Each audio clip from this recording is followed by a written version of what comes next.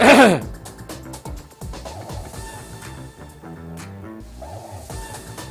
tayo bukas? Ha? Wala.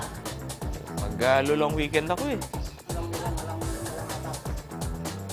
Sinabi ko kay Justin. So, kakasabi ko lang sa kanya.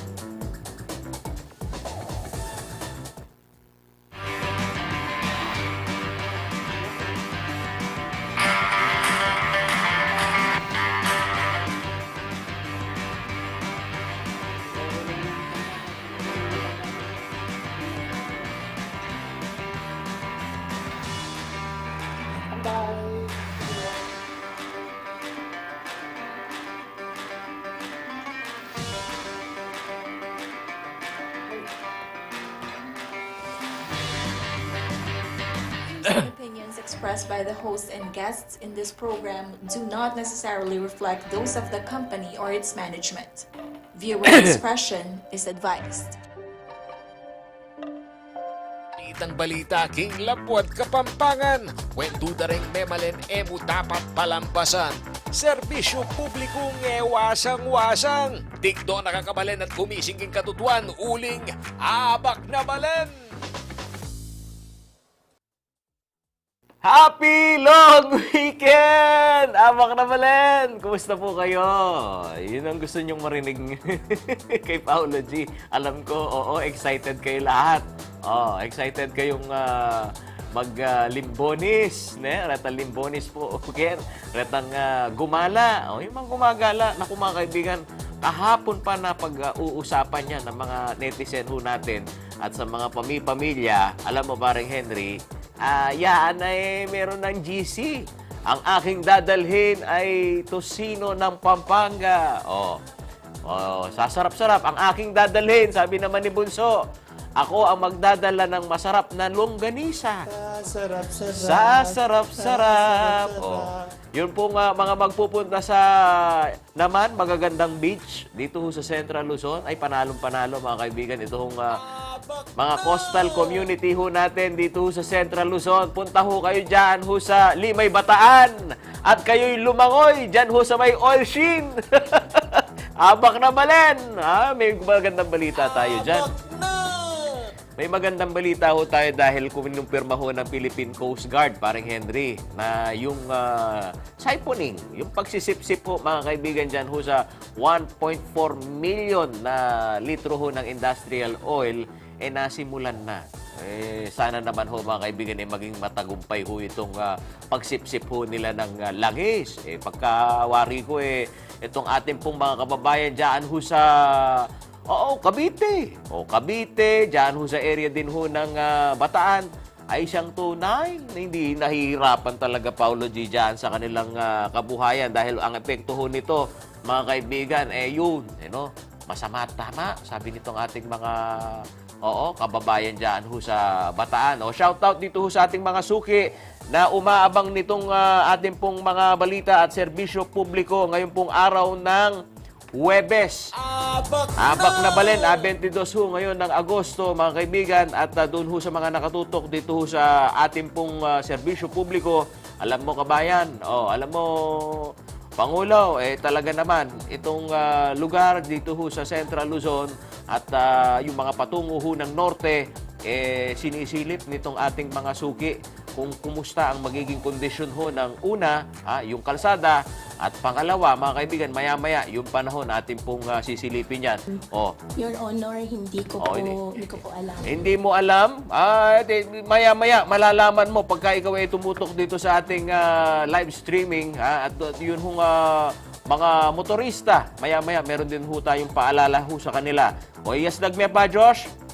Ano ang kalagayan ng ating traffico? Ayan, nakikita ho ninyo sa ating pong data screen. Lalakihan pa natin yan. Traffic update muna po tayo. Ang oras ho natin sa mga, 7:37 na. Ang bilis ng oras, Ayan ho, ay hatid ho sa atin ng NLEX Corporation. Ang kanila pong live streaming ngayong pong umaga, mga kaibigan. Maaliwalas ang panahon. Diyan ho sa area ho ng Balintawak Toll Plaza, Valenzuela, Mindanao Toll Plaza, Mekawayan Interchange, Bukawe Toll Plaza, hanggang dito sa siyudad ng San Fernando, Pampanga. Ayan, maluwalas pa kakaluguran. Ala pang problema. Mupin, asahan na yan, Ate Presi Maniago, pagka kumagat yung dilim, lalo-lalo na yung mga maagang nagpapaalam, Oo, yung ilan mag-half day daw eh. Yung ilan naman, talagang isinama na sa kanilang leave para mas mahaba-haba, paring Henry, itong araw ng Huwebes. Shoutout po karetang kaya katamong talatuki na makikibalita kaya pong bili na puning kalsada o yan po ing NLEX king kasalungsungan. Apak na balen! Abak na! At syempre mga kaibigan, kung kayo ho ay magbabiyahe, mahalagang malaman natin kung ano ho ang kalagayan ng ating pong panahon. Alamin po natin sa report ng Weather Bureau o ito hong Pag-asa DOST.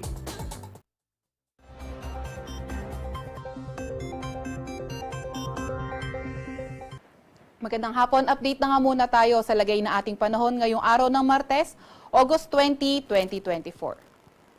Sa kasalukuyan nga ay may minomonitor tayong low pressure area sa loob ng ating Philippine Area of Responsibility. Kaninang alas 3 ng hapon, ito ay nasa may layong 1,170 kilometers east-northeast yan ng extreme northern Luzon. So, nakita nga natin may kalayuan itong low pressure area sa kahit na anong parte ng ating bansa, kaya wala itong direktang epekto sa ating kapuluan. At itong low pressure area na ito nananatiling mababa ang tsansa na maging bagyo in the next 24 hours. Nakita nga rin natin na napakalapit na itong low pressure area sa boundary line natin, so hindi natin tinatanggal yung possibility na posible nga itong lumabas na ating Philippine Area of Responsibility in the next 24 hours. And also, itong southwest monsoon o habagat, patuloy pa nga rin yung epekto sa may extreme northern Luzon area.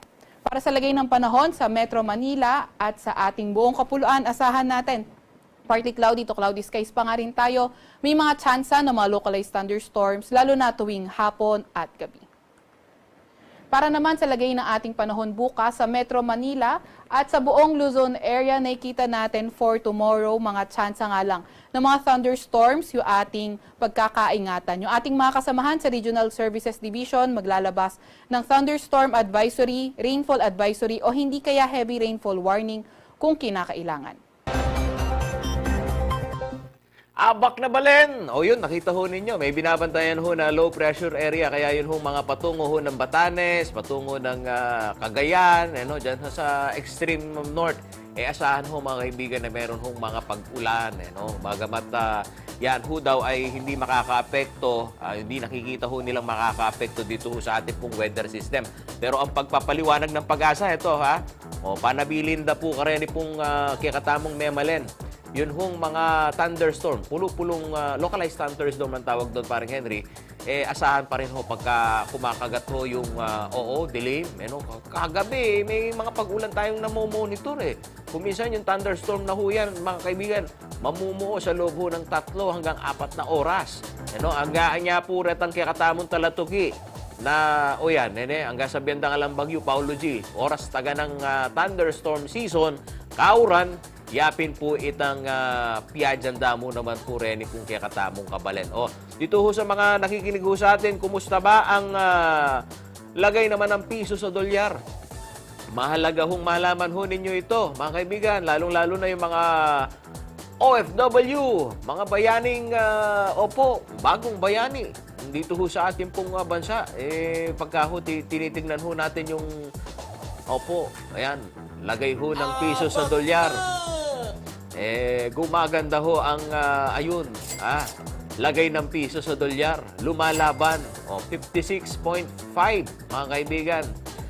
Reta pa pong aliwang currency, kakaluguran, kaluban na po ng Japanese yen, Hong Kong dollar, UAE dirham, Korean won, UK pound, Saudi rial, euro. Ayan, ang po pong Chinese yuan, kakityo na lang magkano yung palitan ngayon ni Abak na Balen. Taglos-taglos mo yung kakatamong serbisyo publiko pa rin, Josh. At ayan, pasadahan na natin itong power interruption at water interruption, lalong-lalo na yung mga magbabakasyon ho dito ho sa Pampanga. Ito yung maagang abiso ho ng prime water, mga kaibigan. Diyan ho sa parte ng Lubao, San Pablo First de la Paz, San Pedro Palcarangan. Alauna na po ning gatpanapon, hanggang na pong alas 4 na po ning gatpanapon. Ngayon pong Webis po yan, kakaluguran at pong flashing activity. No, karila pa rin. Abak na. Abak na! Shout out kang Mayor Jing Kapil. O yan, kini pong area na ning Barangay Babo Sakan. Salubungan de ba salubungan din Biyernes, salubungan ding long weekend o yan, alala pong Danum, August 22-23, Barangay Babo Sakan. Abak na balen. Abak na! Area ho ng Barangay Santa Ines at madapdap dito ho naman ho sa Resettlement Center Phase 2 sa Mabalacat City, kakaluguran, salubungan Yepo na alang Danum. O yan, nene. O 9 p.m. to 5 a.m. ding abak. Abak na balen. Engineer. Ayan. O, abak na balen. No? Kasakit yata itang nagbakasyon ka. Kaya may tiyempong ka pang alang Danum. Wala na kang kuryente. O Barangay Dawu, San Isidro, kakaluguran, Mabalacat po. Alas 9 na po ning bengi. Ang gane pong alas 5 ning abak. Abak na balen. Abak na! Kini pong Angeles City. Ayan, shoutout kang Mayor Pogi Lasatin, Barangay Kuayan. 9 a.m. to 9 p.m. Halos pati nga po niya po yun kakaluguran. Gusto ko kanina, 9 a.m. Baka ba yan to 9 p.m. August 22 to 23, Thursday, Friday ho yan mga kaibigan. May pull out daw at installation ng pump dito ho sa area ng Barangay Kuwayan, Angeles City. Abak na balen. Abak na! Dito naman ho tayo sa Power Interruption, August 22, Thursday mga kaibigan, 8:30 a.m. hanggang pong alas 12:30 ho ng tanghali. Portion ho ng Greenfields dyan ho sa Sindalan, San Fernando, Pampanga.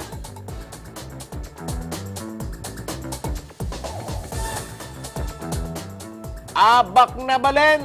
Umpisa pa lamang ho ng aming pong serbisyo publiko. Nasa digital TV na ho kami at syempre sa ating pong social media channel. Alam niyo ho ba mga kaibigan? Alam mo ba Kumaring Ash? Kagabi, nanood ako ng so to speak, ang comeback ni Mama. Ni Ma'am Sonia Soto. Napaka buti ho mga kaibigan na meron ho tayong programa na humahalukay, at talagang timbangan ho natin yung mga issue ng bayan, Tutukan ho ninyo yan tuwing Miyerkules. Kumaring Ash, yung ating mga netizens dyan na-miss yung may pagkakataon kayong balikan mga kaibigan dahil yan ho ay nakastream din ho sa pamamagitan ng ating pong mga social media channel. At totoo, lalo-lalo na kung kayo ay gusto nyong mag-throwback. Ano nga ba yung mga mga ipinaglaban nung unang panahon ni Senador Ninoy Aquino? Ang daming dapat kapulutan ng aral dito mga kaibigan na dapat ho ninyong tutukan.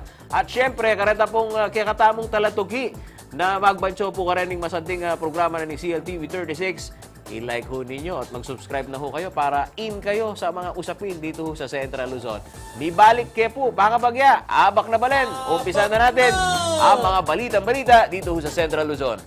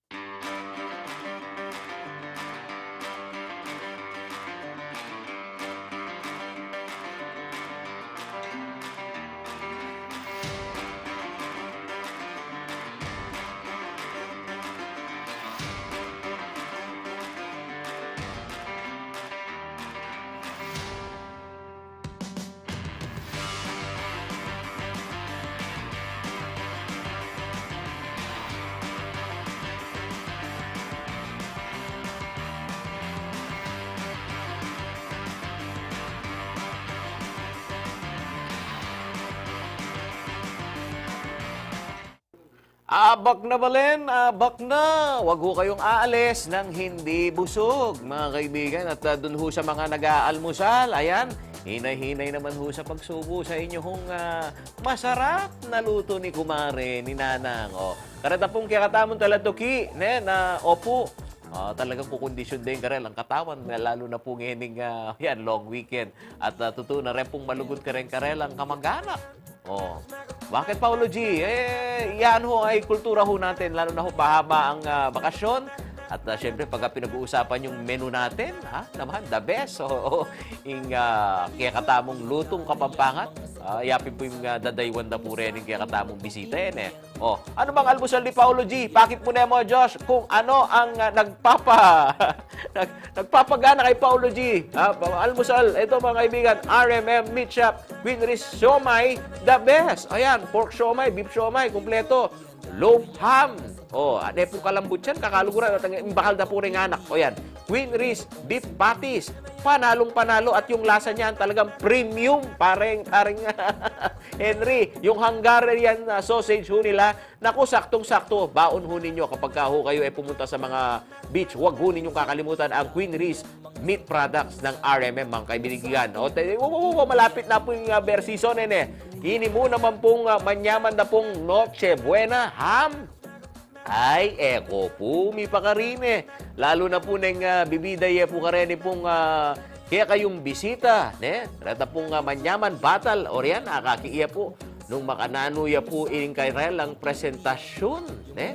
Lalo na po nang, yan, mikarakal na rin manakit king produkto na po ning RMM Meat Shop kakaluguran na atin na pong adwampulong meat store. Kini po kaya katamo bangsa. At dito ho sa kanilang mga store, ayan, nakikita ho ninyo mula ho dyan sa Mabalacat hanggang dito ho, mga kaibigan, sa Friendship Highway, dyan ho sa area ng Maliwalo, Bakulod dyan kanitay mula ho dito ho sa mga, yung mga cold cuts, kumpleto din ho sila dyan. RMM Meat Shop. Sa sarap-sarap, sa sarap-sarap, Sa sarap-sarap. abak na balen! Umpisan na ho natin ang ating mga balita dito ho sa Central Luzon, mga kaibigan, dito ho sa mga nakikinig ho sa amin. Ano latest? Ano ganap? Narito na ho ang headlines, mga kaibigan, ngayon pong araw ho ng Huwebes, 22 ng Agosto. Abak na balen! May mag-vandal King Heritage District King Angeles City. Merakap na lo! Abak na balen! Balitang balita kay ni Labuat Kapampangan. Balitang balita kay ni Central Luzon. Paglabas-masok ho ng mga buhay na baboy sa Bamban, Tarlac. Ipinagbawal ng LGU para makaiwas sa ASF. Abak na balen! Abak na! DPWH at lokal na pamahalaan dapat may kolaborasyon sa Flood Control Master Plan ayon ho kay Senadora Amy Marcos. Abak na balen! Abak na!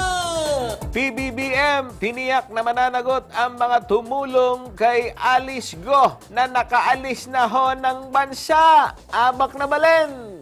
Abak na! Balita naman ho sa ating politika, ito, Eranio Timbang. Si Mayor Eranio R.D. Timbang, nakatatanggap daw, paring Henry, ng death threat mula nang maupo bilang acting mayor ng Banban. Abak na balen! Abak na! Umpisan ho natin ang ating pumalita, mga kaibigan. Ito, tiyak ko na malapit ito sa ating mga kaibigan, lalo na pag nag-uusapan ho natin yung healthcare service. Sino bang hindi nakakita paring Diyos na ayaan, haba ng queuing, pila pagka kumukuha ka ng health benefits. Yung mga naghahanap po ng guarantee letter, bakit kailangan pa nating siklod tapa bayo taro gumakapagpaulo, lalo na po reta pong pa-opera. Ito hong balitang amin pong ibibigay ho sa inyo, mga kaibigan, may kaugnayan ho dito ho sa kontrobersyal na pag-transfer ng pondo, mga kaibigan, dito ho sa Bureau of Treasury. At ito hong usapin ho na to, mga kaibigan, gumugulo nga itong investigasyon diyan ho sa Senado at ang binabanggit ho ni sa Senadora Pia Cayetano sa ilalim ho nitong resolution number 1092 na inihahin ho ng magkapatid Senator Pia Cayetano at Alan Peter Cayetano, mga kaibigan, na hinahangad ho nilang kumpirmahin ang paglipat ng pondo. At ito ho raw, mga kaibigan, ay gusto ho nilang uriratin bilang chairperson ng Senate Committee on Accountability of Public Officers and Investigation na mas kilala bilang Blue Ribbon Committee. Nasimulan na ho nila itong serye ng pagdinig dyan ho sa Senado. At mga kaibigan, ito nga ay nagsimula. Itong isyong ito ay nagsimula noong Pebrero 27 ng taong kasalukuyan matapos ho na maglabas ang Department of Finance ng Circular 003-2024 na nag-utos ho ng pangongolekta ng labis na pondo mula ho sa mga korporasyon na pag-aari ho na kontrolado ng gobyerno sa pamamagitan ng pagrepaso at pagsasayos ho ng kanilang mga reserbang pondo gaya ng tinukoy sa General Appropriations Act para ho sa fiscal year na 2024. Sa pagbibigay linaw ho sa legalidad ng paglilipat ho ng pondo, naglabas ho ang DOF ng pahayag na nagsasabing hindi nagamit na subsidiya ng gobyerno ay hindi bahagi naman nito hong reserbang pondo ng PhilHealth o kita na pinaghihigpitan ng Universal Healthcare Act. At sinabi rin ho ng DOF na ang hakbang ay inaprobahan ng PhilHealth Board. Kaya mga kaibigan, ang pagsisiyasat ni Senator Pia Cayetano, napag-alaman daw na 2 tranche ho yung kontrobersyal na higit kumulang na 90 billion pesos. Ganun ho ang halagang pinag-uusapan natin dito na ang makukompromiso daw yung serbisyo diyan naman ho sa healthcare. Pakinggan ho natin yun hong soundbite ni Senator Pia Cayetano at ang depensa naman ho, mga kaibigan, ng PhilHealth President na si Manuel Ledesma. I have given my initial reaction when this first happened, and I will repeat my call now because I'm told na based dun sa timeline ng Department of Finance, they intend to have a second tranche transferred. Second tranche nila ng pag-transfer ng funds sa PhilHealth to the National Treasury. I joined the health advocates in asking DOF, Secretary Recto, nag-attend naman siya ng hearing namin, na sabi niya he will defer to the wishes of Congress. I defended the budget of DOH and PhilHealth for 4 years na. And it is also our responsibility to really check kung may pera ba talaga or wala. Kasi sa akin, sige, assuming napakaraming pera, bakit? Naasikaso ba lahat ng pangangailangan pangkalusugan ng mga tao? Mayat maya may humihingi sa mga mayor natin. Ito yung purpose and I will discuss it with them. Nakapila kasi kulang yung pang-treatment nila, whether it's cancer, whether it's heart surgery. Hindi naman ako-cover lahat yan ng PhilHealth. So bakit mo ngayon babawasan? Yun lang naman ang panawagan ko as the Vice Chairman of the Senate Committee on Finance that has handled the budget of PhilHealth for 4 years. Ano ba naman na ipagpaliban mo man lang yung second tranche na yan na matapos din ang Senate hearing and there is also now a pending Supreme Court case for the sake of public health at sa ikabubuti ng ating mga kababayan. Ang masasabi ko lang po, unang-una, it's going to create 500,000-600,000 jobs. It's going to make our growth rate number 1 in the region. So, sana po, tignan po yung mga tao, lahat ng mga positives, no? Tsaka, marami namang, enough naman yung pondo ng PhilHealth, no? And again, as highlighted previously, hindi po magagalaw yung premium contributions po. Hiwalay po yun. So, yun lang po. Ang masasabi ko lang po, Abak na balen! Yan ho ang magkasunod ho na pahayag ni Senator Pia Cayetano at gayon na rin ho ang presidente ng PhilHealth na si Manuel Ledesma. At dito sa isyong ito, mga kaibigan, sing-init ito ng kape ni Paolo G. Paul, sige nga, tikman nga natin yung kape ni pare kong Paul kung gaano kainit. Yung issue na to, makanano ya kanyaman, ining manyaman tamong kape. Sarap-sarap. Boom! Sarap-sarap. Yaman na. Sakto yang sakto. Kakaluguran. Alam nyo, mga kaibigan, ang dapat natin tutukan dito, ang sinasabi ho kasi ng PhilHealth, magkakaroon ho nga ng extension pati ng serbisyo niya at lalakihan pa yung, yung premium. Kung dati ho, mga kaibigan, yung mga malalang sakit, hindi ho ganun kataas yung allocation dyan. Ngayon, mas mataas pa nga. Kaya lang, kabalento na, Anika, kontra rin naman dito ho sa nakikita ho nitong mga mambabatas na teka, baka yung pondo naman ng PhilHealth, makompromiso kung sakaling nagsasauli kayo ng excess na pondo. Isipin mo, magkano yan pong halagay ito? 90 billion pesos. Ang tanong, ito ho bang healthcare service ho natin? Talagang pulidong-pulido natin, hindi natin kailangan ng pera. Yan ho ang tanong ng ating pong mga netizen. Diyan ho sa isyong yan. At karanta pong Manalbeke kami kakaluguran, tutukan ho natin itong umuusad ho na investigasyon diyan ho sa Senado. O karanta pa pong aliwata mong mapaling balita, balitang lokal naman tayo. Shout out dito ho sa mga suki natin sa Angeles City. At nabulabog dito ho sa balita na makanyano man dening kay, may magvandal na anong penyula darugo kaya ni pong kareta pong dingding diyan sa malapit sa Holy Rosary, O reta pong may nakit ken at may mag-post, nino kaya mi kagawa kanini. O yan, may rakap na lapo. May magvandal king walkway ning Heritage District na puning Barangay Santo Rosario, Angeles City, niti pong Martes, August 20. Aparte king may yakit lapo ring may yakit lapo kay CCTV may niba iya naman po ing report king post na ning netizen ay Jing Torno nung no ka rin akit lapo ring vandalism king pader at posti ning sidewalk.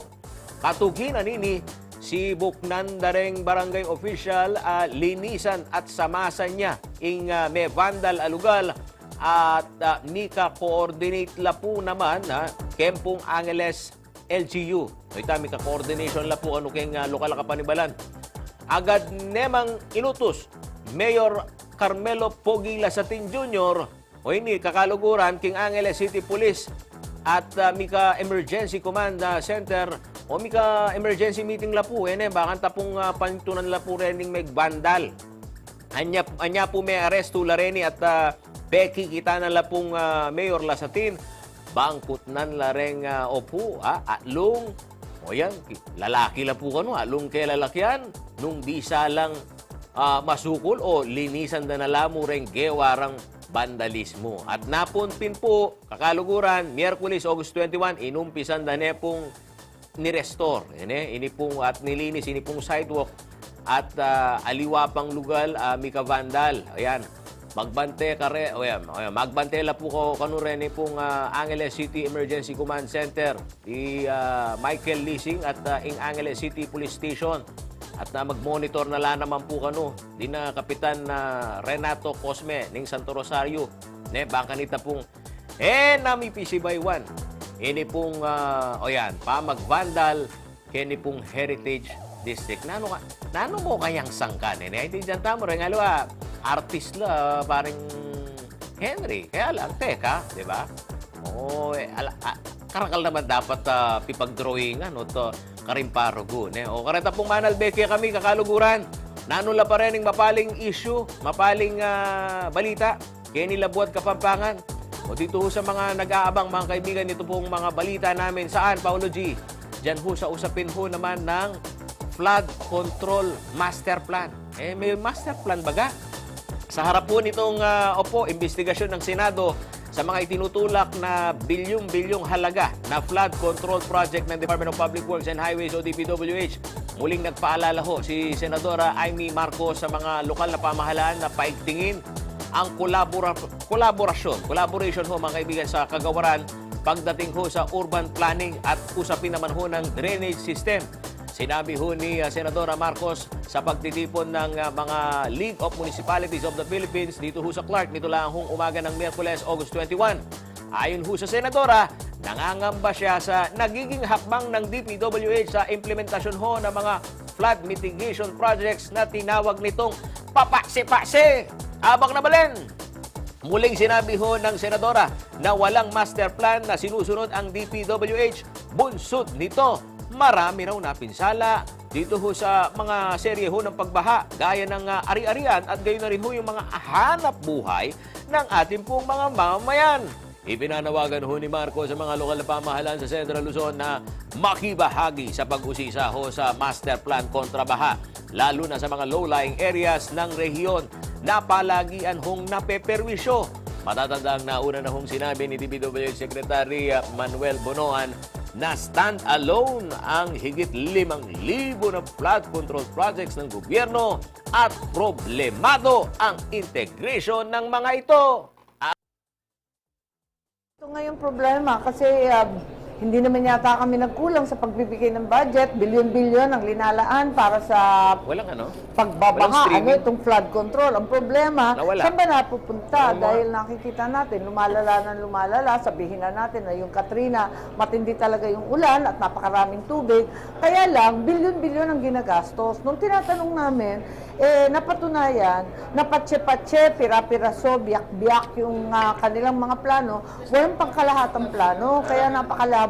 Wala namang Baka palang naputol yung mga balita National natin. Master Plan. Kaya Ipapap- sa lalong madaling panahon na nananawagan kami sa DPWH at sa lahat ng nauukulan at lahat na may kinalaman sa tubig na magkaisa at ibuo yung master plan. Napakaraming master plan noon, yung panahon pa ng tatay ko, kung tutuusin, marami pa doon hindi na isa sa tupad at lumalala yung sitwasyon natin dito sa Central Luzon. Kanya-kanyang turuan, lahat sila turuan ng turuan, bintangan ng bintangan. Tigilan na yon. Umpisahan na lang natin, ibuo natin kung tagpi-tagpi man yan, ipagkaisa at kung nagbago na kasi yung ibang bundok, wala na talagang watershed, kung kalbong-kalbo, wala ng puno, abay iplano na rin natin lahat yan.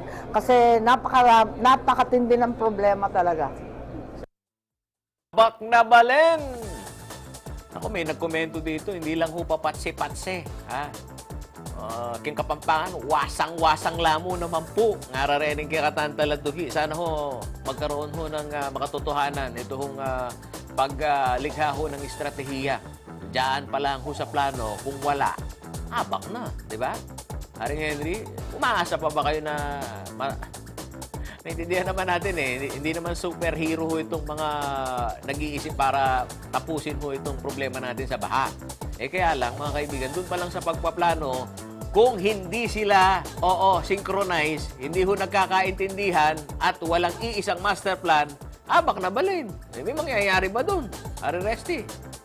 Waring Henry. Dito ho sa susunod po namin balita, makiramdam ko po kakaluguran dahil ho yung mga nagtatanong ho sa atin, simpleng thunderstorm. Ang taas ho ng tubig. Ano ba nangyayari ho dito ho sa ating bansa? Anong nangyayari dito ho sa ating pong mga lugar na kung saan yung development nakikita ho natin?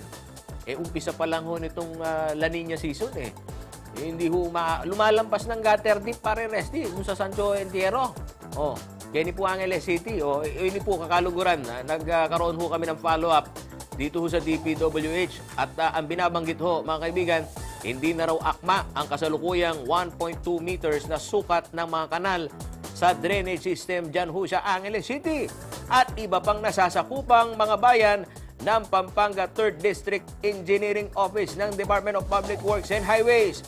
Ito ho ang naging pahayag ni District Engineer Arnold Ocampo sa CLTV 36 News matapos ang serye ho ng thunderstorm, mga kaibigan, na nagdulot ho ng pagbaha sa ilan hong mga lugar sa highly urbanized city. Gaya ng area ho ng Santo Entierro Street, napatungo ho, mga kaibigan, dito ho sa Holy Rosary Parish Church.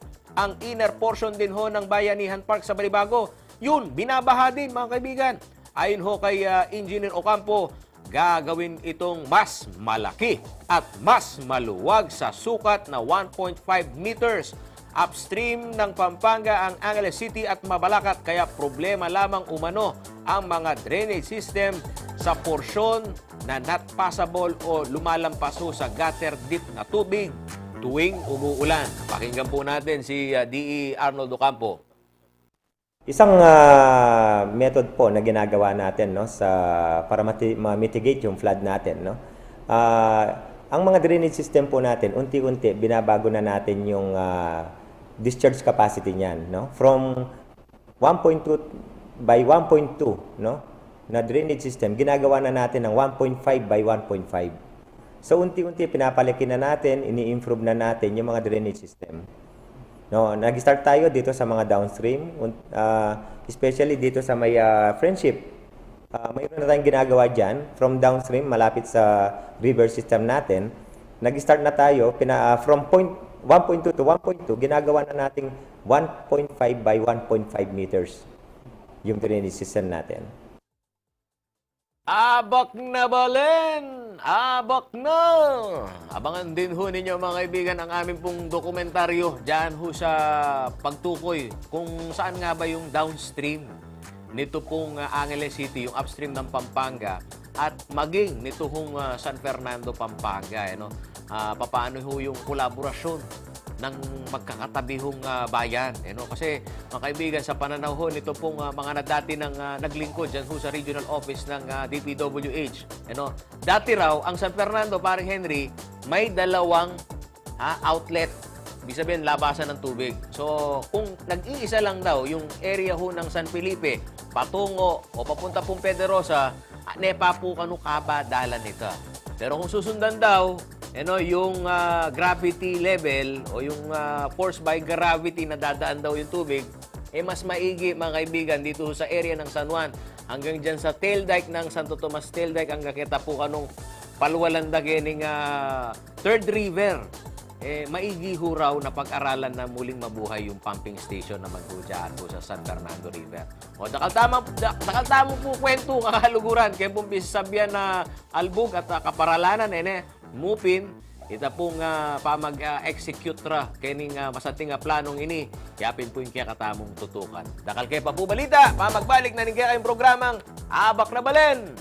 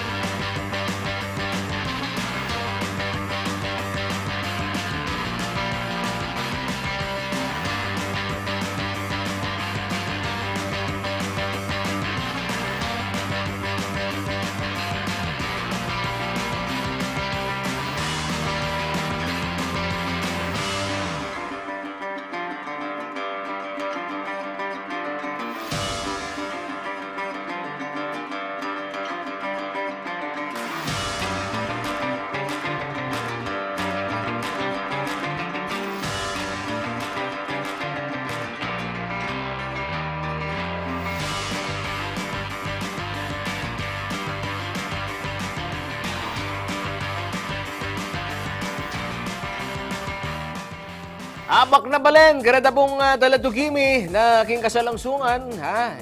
Itang text na kikatamo para resti, taga ng kaya, pilmiya. Paulo G, burimi nga balo, nung makanalo yung kabilyanan ng traffic kanini.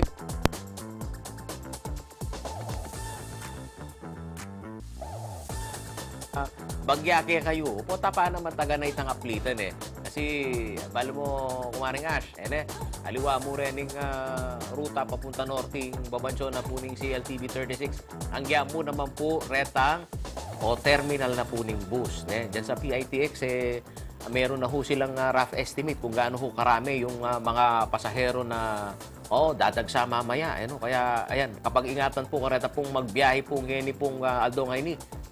Kaya mo pong Mabalacat Bus Terminal. Tutukan niya naman po yung kakaluguran. Kareta pong manantabi kayong pabalita kaya po Central Luzon. Sundo tayo po yung kakatamong pamamalita. Dito naman ho mga kaibigan sa pagbabantay. Dito sa nakaalis na si Mayor Alice Go. Wala na nakaalis na. Ito, kasunod ng pagsiwalat ni Senator Risa Hontiveros na nakalabas na nga ho ng bansa si dismiss Bamban Tarlac Mayor Alice Go. Naglabas ho ng pahayag si Pangulong Ferdinand Marcos Jr. ngayong 21 ho ito hong nakalipas ho na araw ng Miyerkules, 21 ng Agosto.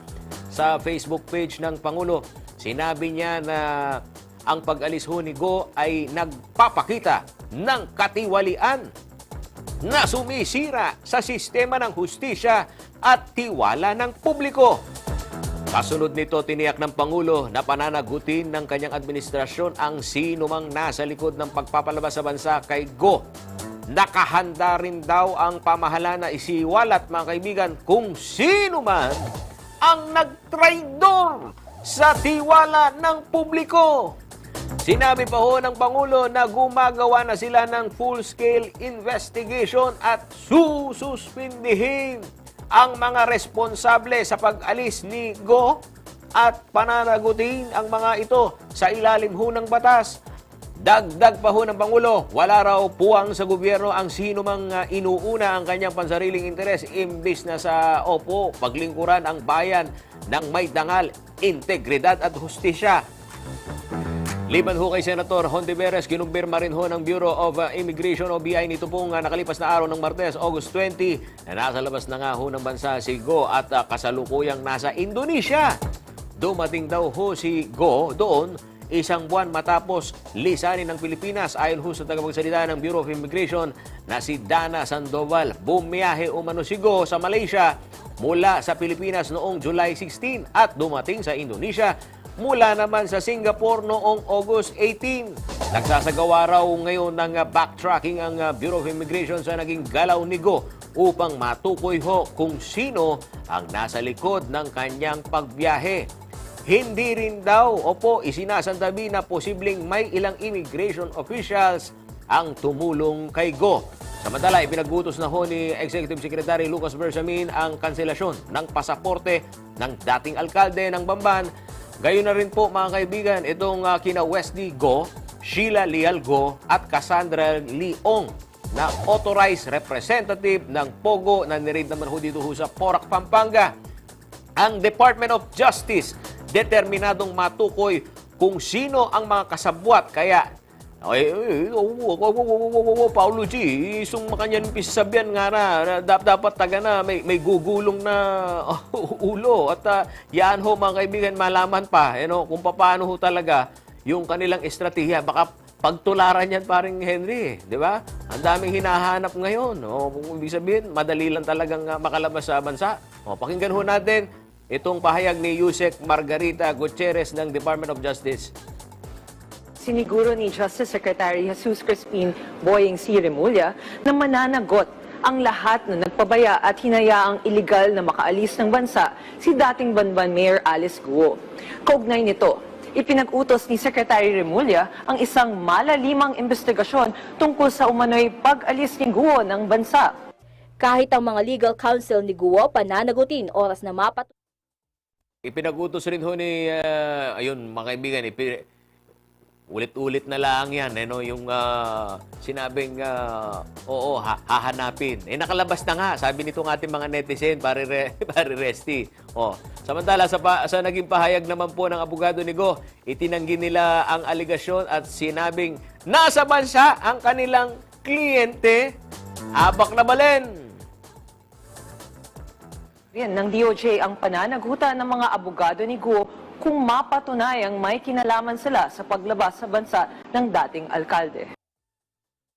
Karata pong makiramdam kaya kami, nanula pa rin yung latest Kenny Central Luzon. Ano ba ang latest na balita, mga kaibigan? Ito, mga kaibigan, ito hong ating pong sinusubaybayan naman na epekto ho ng pamemeste ng ASF. Kakaluguran, meron na hong executive order na nilabas.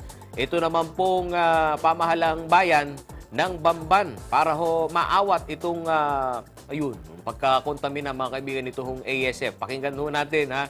Ito hong nagiging hakbang ho nitong pamahalang bayan dahil dito ho sa isang konfrontasyon sa isang commercial establishment nangyari yung kumaring Ash nangyari ho yung para bagang muntikan nang umabot sa komosyon pero mga kaibigan yun hong senaryo na pag-usisa dito ho sa mga commercial establishment gayon na rin ho dito ho sa mga hog farm totoo dapat ho yan pangkalahatan lalong-lalo na ho dito ho sa mga reported mga kaibigan na meron hong namamatay na baboy. Pakinggan ho natin mga kaibigan ito hong ibinahagi ho sa ating video diyan ho sa Bamban, Tarlac.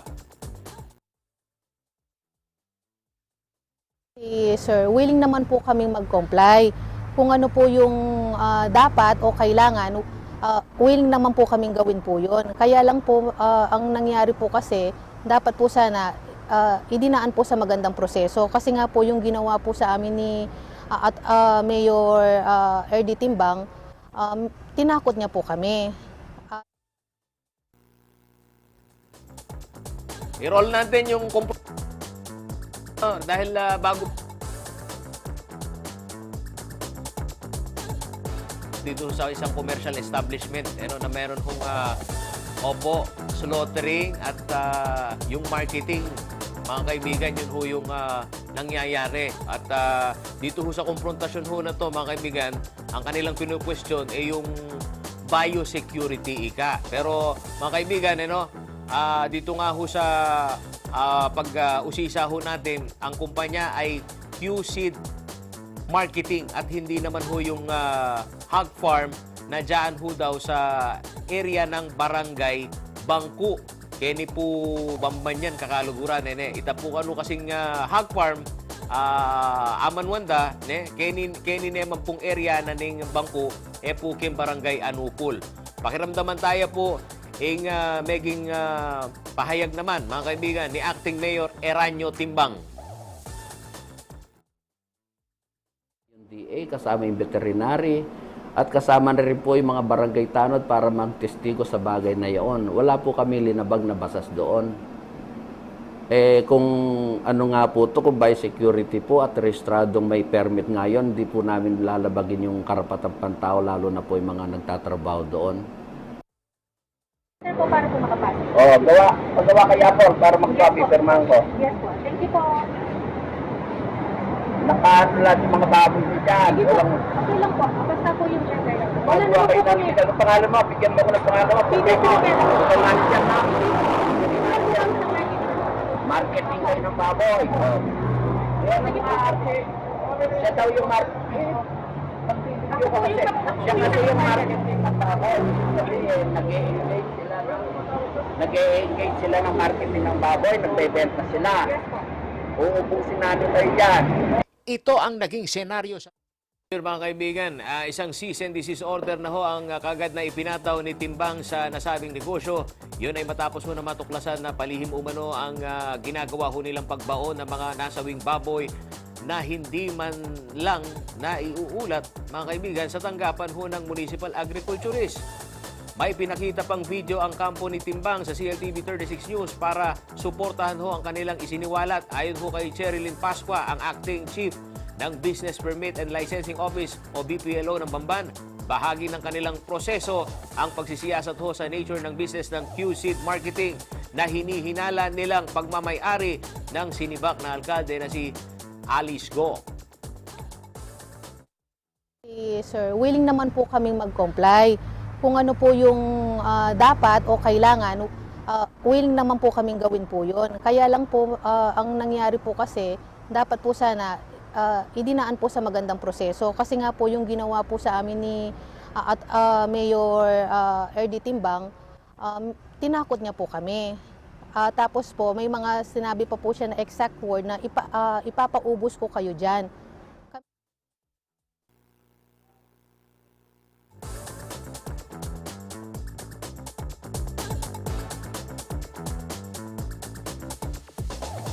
Samantala, hindi pa ho lumabas ang resulta ng laboratory test sa blood sampling sa mga baboy sa kanilang kinumpiskang compound. Ngunit bahagi ho ng paniniguro, hindi umano makontamina ng ASF, hindi pa ho nakontamina nitong, mga kaibigan, ASF ang bayan ho ng Bamban. Ipinagbabawal na rin ho ni Timbang ang paglabas-pasok ng mga buhay na baboy sa Bamban sa loob ng 30 araw.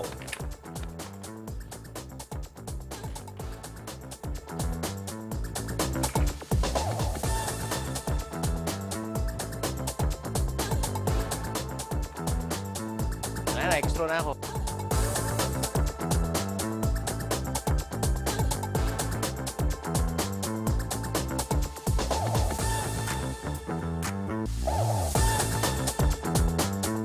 Abangan po ninyo ang mga maiinit na balita sa CLTV 36 News at manatili po kayo nakatutok para oras-oras alam ho ninyo kung ano ang ganap dito sa Central Luzon. Ako po si Paulo G. Santos, ating pusong makabalan.